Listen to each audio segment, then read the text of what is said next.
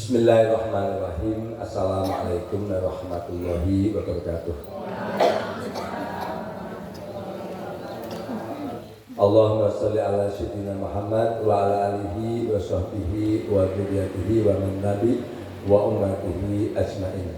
Rabbi zidni ilma warzuqni fahma, Rabbi shrah li sadri wa yassir li amri wahlul 'uqdatam min lisani yafqahu qawli. Amin ya rabbal alamin.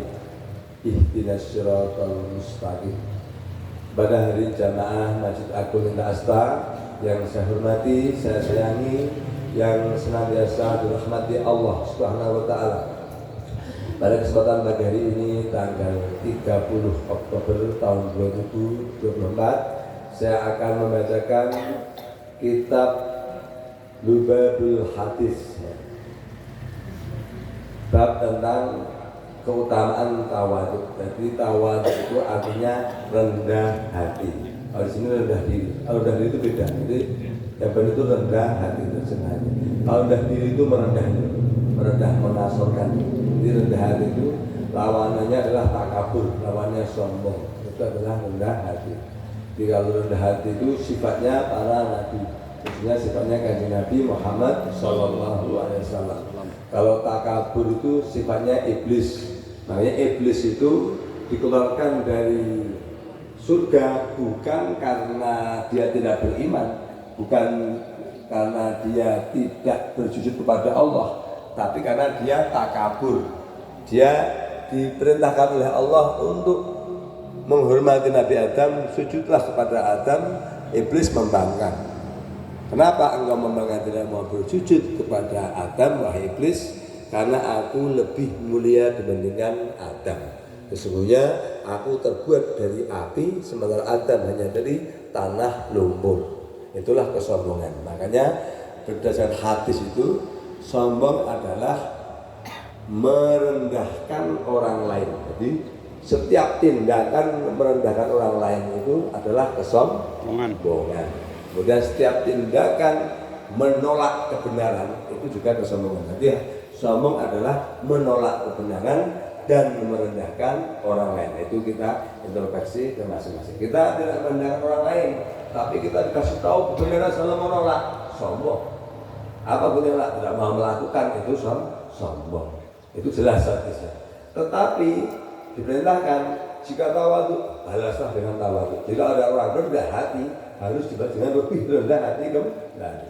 Tapi jika ada orang sombong, harus dibalas dengan kesombongan yang lebih tinggi. Jadi sombong itu tidak apa-apa ketika kesombongan itu untuk orang yang sombong. Contoh, saya sering melakukan kesombongan itu, tapi untuk yang sombong. Contoh seperti kemarin, saya di Jawa Tengah itu saya melawan, mohon maaf, menghadapi polisi banyak sama kejaksaan. Kalau saya menghadapinya dengan tawadhu, diinjak saya. Itu gayanya orang sombong. Itu ada contohnya ketika Fir'aun sombong, dihajar sama Nabi Musa dengan kesombongan yang lebih tinggi. Tapi kalau kesombongan, dibalas dengan kesombongan. Ini saya bacakan dasar yang saya sampaikan. Qala Nabi Muhammad sallallahu alaihi wasallam, bersabda Kanjeng Nabi Muhammad sallallahu alaihi wasallam, man tawaddu'a lillahi rafa'ahu Allah wa man takabbara wada'ahu Allah. Man tawaddu'a, barang siapa tawadhu, rendah hati, lillahi, maka lillahi rafa'ahu Allah. Jadi orang yang rendah hati karena Allah. Jadi kita rendah hati itu ditujukan hanya karena Allah, bukan karena saya pengen rendah hati biar orang lain menghormati, percuma. Jadi benar lillahi ta'ala. Rafa'ahullah, maka Allah akan mengangkat derajatnya. Kemudian wa man takabbara, dan barang siapa takabur, sombong, wa da'ahullah, maka Allah akan merendahkan dirinya. Jika orang sombong justru akan merendahkan. Tadi malam saya membaca di TikTok itu. Jadi ada seorang jenderal, bintangnya cuma 2 katanya. Itu memang saking bangganya menegakkan kebenaran sampai sombong. Jadi tidak boleh. Kalau di Islam itu cara menegakkan kebenaran dengan kebenaran kembali, dengan kejujuran. Ya, ya. Jadi siapapun akan saya lawan biarpun Tuhan sekalipun salaman, ini kesombongan orang yang nomor satu. Itu pasti cepat atau lambat pasti akan hancur itu pasti. Itu ada bukti ya. Sampai difilmkan kan orang ateis itu. Itu orang Amerika, orang Kristen kan. Film Titanic, pernah lihat Titanic? Baik, film Titanic itu kan di tahun 1800 sekian ada kapal Titanic terhebat di masanya, kapal pesiar. Saking bangganya yang menciptakan kapal tersebut, kapal ini tidak akan pernah mungkin hancur apalagi tenggelam. Karena Tuhan pun tidak akan mampu menenggelamkan kapal ciptaan, itu kata pembuatnya. Itu memang kisah nyata sejarah itu. Lalu perjalanan sepertiga perjalanan ketemulah gunung es. Jadi hanya kesandung gunung es, patah kan kapal Titanic itu, langsung hancur semua, mati kan. Yang hidup tinggal satu perempuan sebagai saksinya itu. Saksi, itulah kenapa diberi oleh Allah sebagai saksi bahwa kesombongan itu pasti dihancurkan. Makanya seperti Fir'aun gitu kan. Fir'aun itu tidak ada lawannya, kekayaannya, kehebatannya di zamannya. Jadi Fir'aun itu bagaimana? Seumur hidup tidak pernah sakit, itu Fir'aun. Cerdasnya tidak ada yang mengalahkan, beraninya tidak ada yang takuti, sampai Tuhan pun dia berani, sampai dia mengaku Ana Rabbukumul A'la, aku adalah Tuhan yang maha tinggi. Itu Fir'aun. Kenapa? Merasa segala bisa. Makanya terkadang kemampuan yang diberikan seseorang itu justru sebuah ujian kalau tidak disadarkan kepada Allah Subhanahu wa Ta'ala. Jadi Fir'aun itu orang paling hebat di zamannya. Jadi kita tidak pernah sakit, tidak pernah kalah orang, tidak pernah takut sama siapapun, sampai saya mengatakan Tuhan pun tidak akan saya takutnya sampai ngaku sayalah adalah Tuhan. Itu makanya kesombongan itu jangan sampai ada sedikit pun di dalam hati kita. Insya Allah kita semuanya kalau selalu iling, Allah akan memberikan petunjuk. Ini saya bacakan artinya aja biar cepat. Jadi 315 Nabi Muhammad SAW bersabda, tiadalah setiap manusia melainkan pada kepalanya ada dua rantai.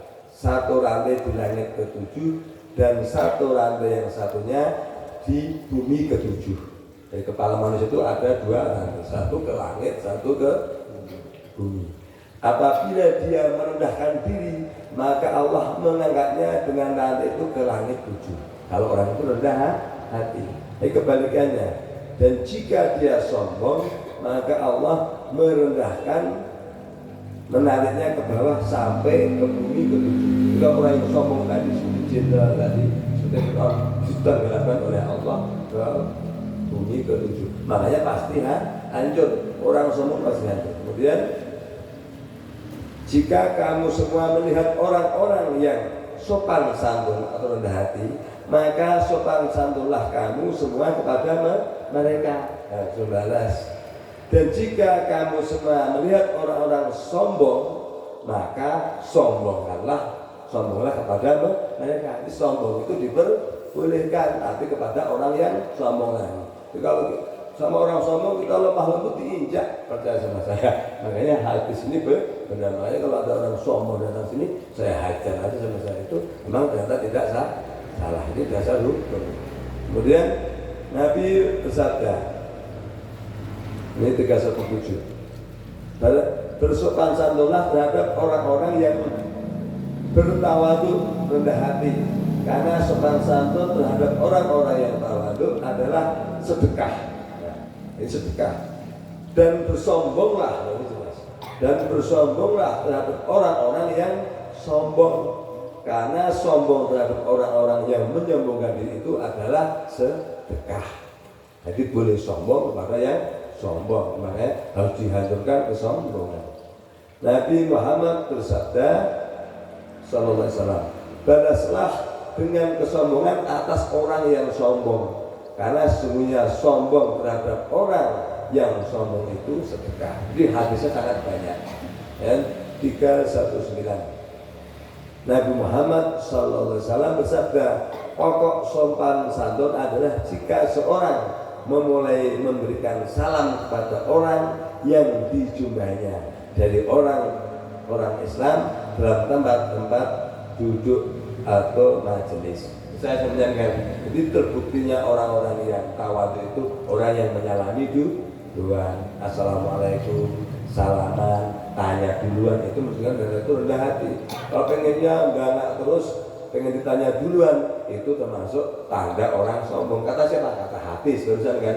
Tanda orang tawadhu adalah orang yang mau menyalami duluan, mau bertanya duluan, mau bertegur sapa duluan, tidak akan merendahkan diri, justru meluhurkan diri. Sopan santun itu adalah menjadi sasaran kemuliaan. Jadi kalau kita sopan santun, jadi kemuliaan itu bukan karena kaya raya atau tinggi jabatan, tapi karena ketawaduan. Dan satu lagi, Nabi Muhammad SAW bersabda, pemurah atau dermawan adalah takwa. Jadi orang yang dermawan itu menunjukkan ketakwaan. Kemuliaan adalah merendahkan hati kita, rendah hati. Dan kemantapan adalah kekayaan. Jadi kekayaan juga itu mantap juga. Mantapnya hati kita itu sebuah kekayaan. Bukan orang itu jadi mantap karena kaya, bukan. Takut salah tafsir. Dan kemantapan adalah kekayaan. Orang lagi ya. Jadi sifat dermawan itu adalah bentuk ketakwaan. Kalau orang dermawan itu takwa. Kemudian kemuliaan adalah rendah hati. Jadi orang rendah hati itu pasti mulia. Kemudian kemantapan hati kita itu adalah kekayaan. Makanya orang yang mantap itu orangnya merasa selalu cukup, selalu gagah berani. Itu orang itu nggak pernah kelihatan miskin kalau orang mantap itu, karena yakin Allah yang menjamin. Orang ini lemas-lemes itu kan pengennya dibelas kasihani karena tidak mantap. Akhirnya apa? Tidak menjadi kaya. Jadi kaya itu karena mantapnya hati kita kepada Allah Subhanahu wa Ta'ala. Demikian, semoga bermanfaat. Billahi hidayah. Wassalamualaikum warahmatullahi wabarakatuh. Waalaikumsalam warahmatullahi wabarakatuh.